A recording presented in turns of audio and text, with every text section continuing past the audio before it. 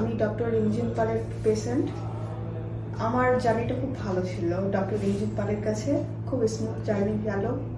আর আমি ডক্টর রিমঝিম পালকে অনেক অনেক থ্যাংক ইউ বলতে চাই যে সব কিছু ভালোভাবে হয়ে গেছে।